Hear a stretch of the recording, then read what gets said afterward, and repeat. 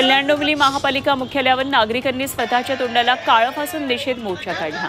कल्याण डोंबिवलीमध्ये दत्तनगर आयरे परिसरामध्ये क्लस्टर योजना राबवली जाणार आहे। यासाठी बायोमेट्रिक सर्वेक्षण केले जाते, मात्र काही भूमाफियांमुळे ते बंद पाडले जाते। याबाबत जाब विचारण्यासाठी संतप्त नागरिकांनी मोर्चा काढला। नवी मुंबईमध्ये वायू प्रदूषण करणाऱ्या केमिकल कंपनीवर कारवाईच्या मागणीसाठी निषेध आंदोलन करण्यात आलं।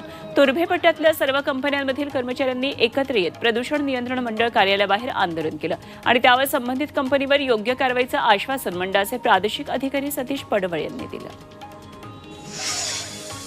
ठाण्यातील शेतकऱ्यांना 2 महिने झाले तरी धानाचे पैसे मिळालेले नाहीयेत आणि यासाठी शहापूर आदिवासी विकास महामंडळ कार्यालयावर शेतकऱ्यांनी मोर्चा काढला। आधारभूत केंद्रावरील फसवणूक आणि गैरकारभार तसंच इतर तक्रारींसाठी यावेळी उपप्रादेशिक व्यवस्थापकांना प्रहार जनशक्ती पार्टीने जाब विचारला।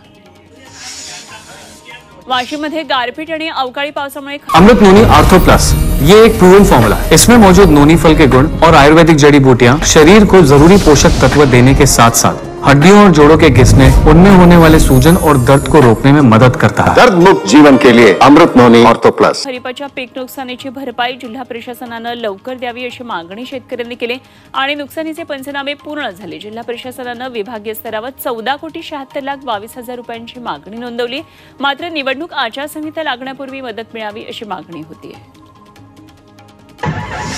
नवी मुंबई महापालिका ऐरोलीमध्ये छत्रपती शिवाजी महाराजांचा भव्य पूर्णाकृती पुतळा उभारण्यात येणार आहे आणि या पुतळ्याचा शिलान्यास समारंभ आणि ऐरोली घणसोली पामबीच मार्गावर खाडी पूल बांधणी कामाचा भूमिपूजन सोहळा पार पडला। मुख्यमंत्री एकनाथ शिंदे यांनी ऑनलाईन पद्धतीने त्याचं भूमिपूजन केलं। साताऱ्यातल्या कोरेगावमध्ये 142 कोटी रुपयांच्या विविध विकास कामांचा शुभारंभ आमदार महेश शिंदे यांच्या हस्ते करण्यात आला।